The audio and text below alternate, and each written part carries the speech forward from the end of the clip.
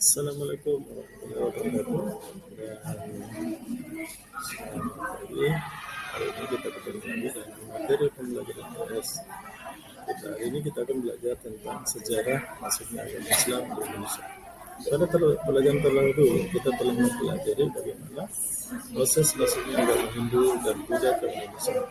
Nah, Islam masuk ke Indonesia melalui beberapa pendapat ahli yang dikenal dengan nama teori sejarah. Yang pertama, ada namanya teori Gujarat yang dikembangkan oleh seorang berkebangsaan Belanda bernama J. Pinavel. Beliau mengatakan bahwa Islam masuk ke Indonesia itu pada abad ke-7 sampai abad ke-13 melalui Gujarat. Yang kedua, ada teori yang dikembangkan oleh Haji Abdul Karim Amrullah atau Hamka yang dikenal dengan nama teori Mekah. Beliau mengatakan bahwa masuknya agama Islam di Indonesia itu langsung dari Mekah atau Tanah Arab dan ke Indonesia. Kemudian yang ketiga, ada pendapat dari Hussein Jajaningrat atau biasa dikenal dengan nama teori Persia. Beliau juga mengatakan bahwa sesungguhnya Islam itu berasal dari daerah Persia atau yang dikenal sekarang dengan nama negara Iran.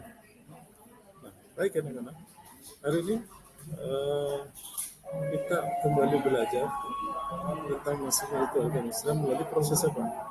Sama seperti dengan agama lain, Islam juga masuk melalui proses-proses perdagangan.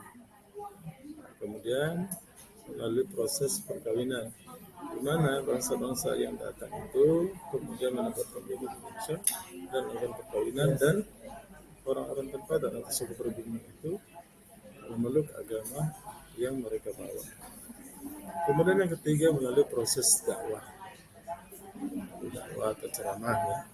Kemudian melalui proses pendidikan, di mana mereka juga selain berdagang, mereka juga melakukan proses transfer ilmu, baik itu ilmu agama maupun ilmu pendidikan yang kemudian ada melalui proses seni budaya. Nah, ini akan kita jelaskan pada berikutnya, yaitu tentang proses seni budaya itu bagaimana secara ini rata-rata proses seni budaya ini dilakukan oleh para wali yang ada di tanah Jawa. Kemudian yang keenam adalah melalui proses tasawuf. Artinya Islam dilakukan dengan cara damai tanpa menentang adat-adat atau segala sesuatu yang sudah terjadi, tapi mereka semuanya berbaur ke dalam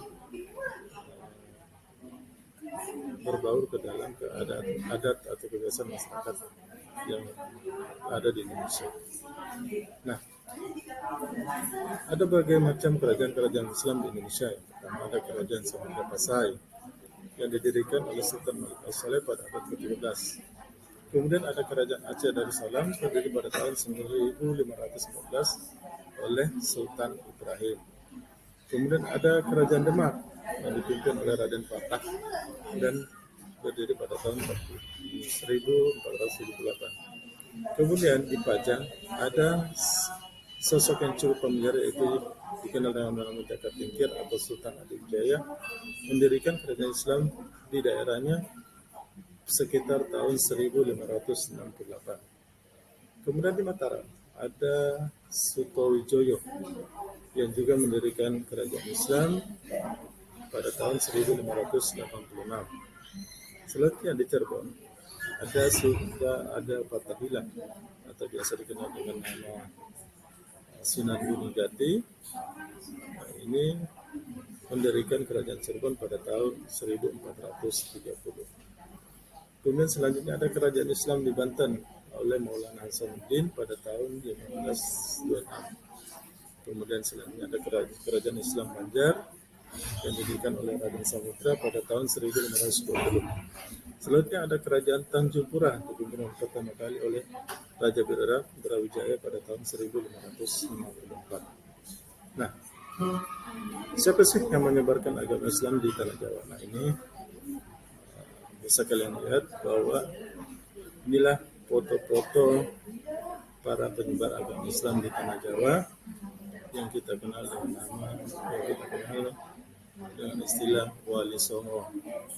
Ada Sultan, ada Sunan Bona, ada Sunan Giri, Sunan Kudus, Sunan Liat, Sunan Derajat, Sunan Muria, dan lain-lainnya. Nah, untuk lebih memahami cara penyelenggaraan agama Islam di Tanah Jawa yang dilakukan oleh para sunan tadi, bisa kalian simak videonya melalui scan barcode di bawah. Demikian anak-anak sekalian, pembelajaran hari ini saya cukupkan sampai di sini dulu. Saya akhiri, wabillahi taufiq wal hidayah. Assalamualaikum warahmatullahi wabarakatuh.